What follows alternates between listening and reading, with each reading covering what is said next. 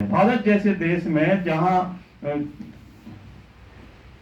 अहिंसा की बात मतलब लोग करते रहे हैं, वहां जब सम्राट अशोक जी ने शांति के लिए इतना बड़ा काम किया माने, तो युद्ध करना छोड़ दिया, तो पुष्यमित्र सुंग जैसे और तमाम लोगों ने उनके खिलाफ माने अपना युद्ध आरंभ कर दिया।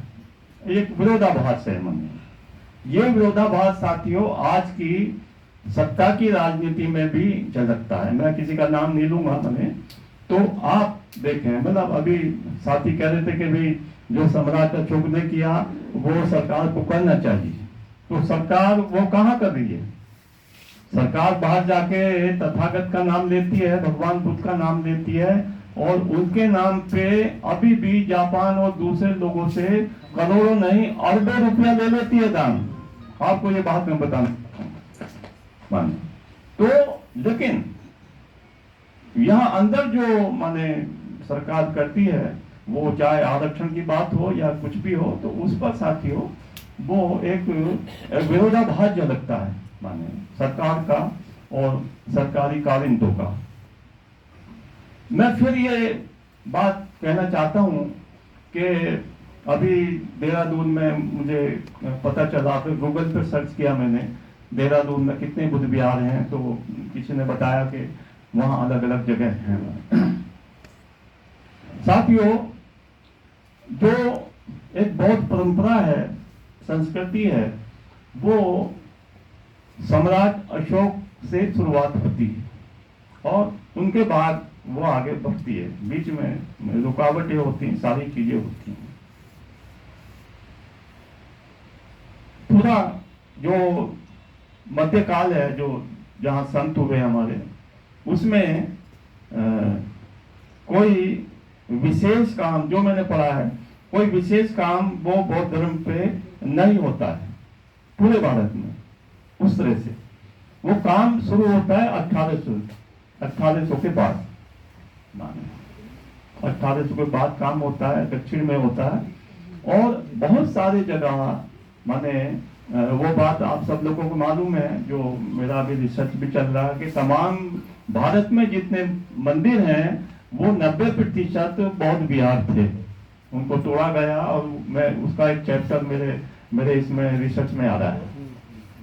मेरे रिसर्च में मैंने यूएन को लेटर लिखा है, यूएनओ को, कि आप बताएं कि भारत में जो बौद्ध धर्म की समस्या है, उत्पीड़न है, उस पर कब कब आपके यहाँ कार्यक्रम हुए, या किस व्यक्ति ने माने वो वक्तव्य दिया, या आपने क्या एक्शन लिया भारत में जो बौद्ध धर्म पे उनके अत्याचार हो रहा है।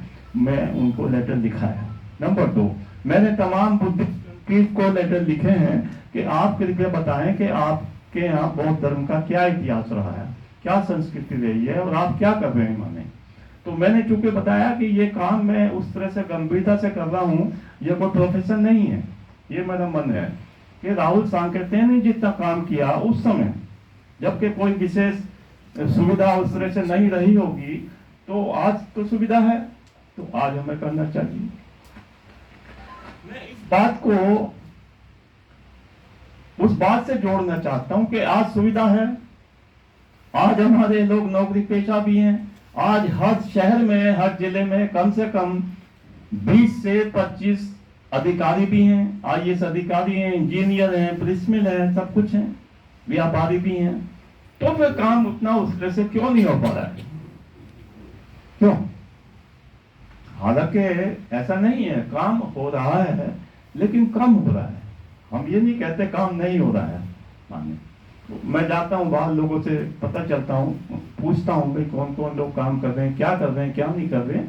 काम हो रहा है, लेकिन जितना तेज गति से पिछले माने 6, 7, 8 सालों से दलितों को फिर से वापिस वहीं लौटाने का काम हो रहा है तेज गति से, उतना तेज गति से हमारे धर्म, हमारी संस्कृति, कला, साहित्य पे नहीं हो रहा है। मैं ये बताना चाहता हूँ। सरकार भी कर रही है दलितों के खिलाफ, और सरकारी नुमाइंदे भी कर रहे हैं, मैं किसी पार्टी का नाम नहीं लूंगा, कोई पार्टी ज्यादा कर देती है, कोई कम कर देती है। फर्क यही है, 18-20 का फर्क है हमारे। 40-50 सालों से मैं देख रहा हूँ। मैं बाबा साहब डॉक्टर अंबेडकर जन्म शताब्दी समारोह समिति का मेंबर भी रहा हूँ पूरे भारत में, और लैंड रिफॉर्म्स कमेटी का मेंबर भी रहा हूँ। तो सभी पार्टियां लगभग वो काम कर रही हैं। लेकिन मौजूदा जो सरकार है, मैं जानबूझ के ये बात जरूर कहूंगा कि मौजूदा सरकार वो बिल्कुल फिर से रामराज्य लाने को आतुर है और रामराज्य में काम कर रही है। मेरी किताब अभी अंग्रेजी में लिखी थी करीब 4-5 साल पहले, रिटर्न टू रामराज, वो पढ़ी भी है, अभी छपी नहीं है। वो छापी नहीं किसी प्रकाशक ने, मैंने, क्योंकि ये छापेंगे तो दिक्कत हो जाएगी ना। साथियों, साहित्य और इतिहास वो ऐसा माध्यम है कि हम